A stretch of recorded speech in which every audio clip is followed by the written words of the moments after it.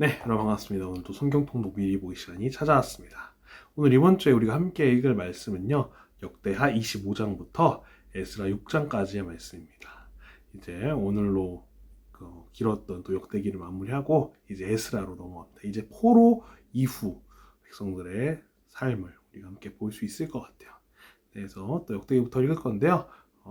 이전에 말했듯이 역대기는 정도 겹치는 부분들이 꽤 있어서 왕들 간단하게 짚어보고 이제 바로바로 넘어가도록 할게요. 자, 그럼 25장 보겠습니다. 25장 보시면은 누가 나오냐? 유다왕 아마샤가 나옵니다. 유다왕 아마샤가 나오는데 아마샤는 하나님께 칭찬받은 왕이었죠. 그래서 아마샤가 에돔과 전쟁에서 에돔을 무찌른 이야기가 등장을 합니다. 그리고 26장으로 넘어갈게요. 26장 보시면은 유다왕 우시야가 나옵니다. 우시야가 나오고요. 그래서 우시야 역시도 하나님께 칭찬받는 왕이었죠. 하지만 이제 그의 말년에 자기가 하도 칭찬을 받으니까 높아져서 스스로 분향을 드리려고 하다가 결국 하나님께서 치셔서 결국 이마에 나병이 생기는 것을 우리가 확인할 수 있을 것 같아요. 자, 27장으로 넘어가시면은 유다왕 요담에 대한 이야기가 나오는데 간략하게 나옵니다. 그래서 성전 윗문을 건축했다 이런 이야기가 간단하게 나오고요.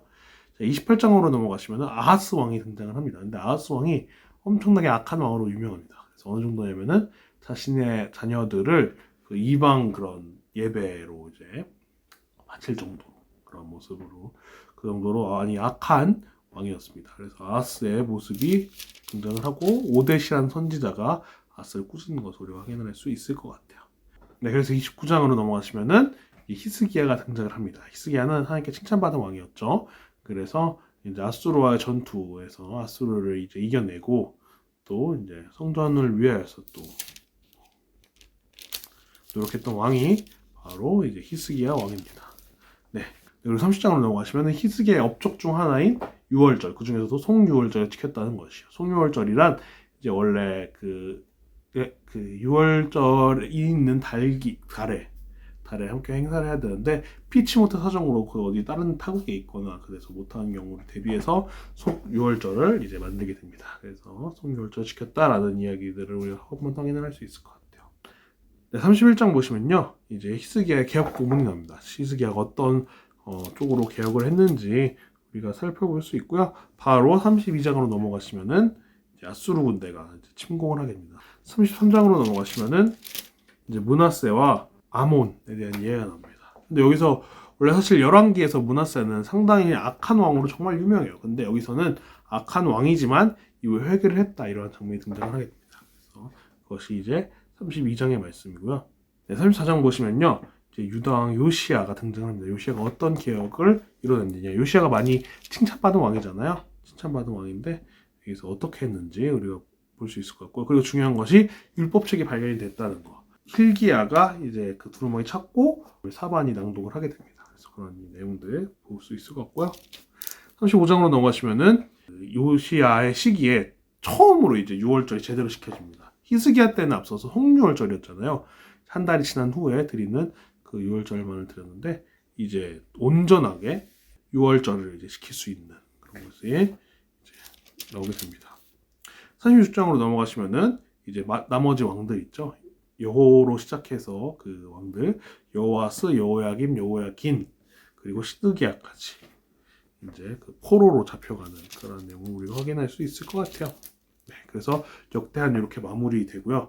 그리고 우리 친구들 그 마지막에 어떤 내용이 있냐면 바로 고레스 칙령이 있습니다. 고레스 칙령이 있는데 이것은 이제 너희가 내려가서 너희의 신을 위하여서 건물 지어도 좋다라는 이런 얘기거든요.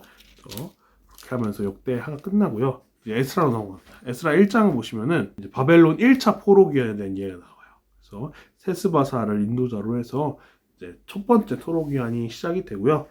2장으로 넘어가시면은 그 포로 귀환한 이들의 명단, 그 정보들을 우리가 적어놓은 걸 확인할 수 있습니다. 네, 3장 한번 볼게요. 3장 보시면요, 이제 아까 그 포로 귀환했던 백성들이 드디어 이제 성전을 짓기 시작합니다.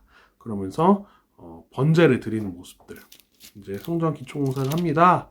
하면서 하는데 재밌는 것이 여기서 젊은 사람들은 우와 하면서 좋아하는데 이제 나이가 든 사람들은 이전 그 성전을 보았기 때문에 아직 그 기대에 못 미치는 모습들, 그러면서 통곡을 하는 모습을 우리가 확인할 수 있습니다. 4장 보시면요, 성전 건축을 방해하는 사람들이 등장을 합니다. 바로 누구냐면 르움과 심세라는 사람이에요. 이 사람들이 왜 성전 건축을 반대하냐면요. 원래 이 사람 사마리아 사람들인데 사마리아 사람들이 원래 나도 성전 건축을 돕겠다라고 해서 함께 하려고 했는데 유다 사람들이 거부를 합니다. 왜냐하면은 사람들이 많이 사마리아 사람들을 유다 사람들이 싫어하는 거예요. 왜냐면은 우리가 이전에 봤죠. 그 아수르에서 아수라 사람들이 와서 이제 피가 섞이게 하는 결혼을 통해서 피가 섞이게 하는 것을 했기 때문에 이 사람들을 이제 오염되었다고 생각하면서 거절을 합니다.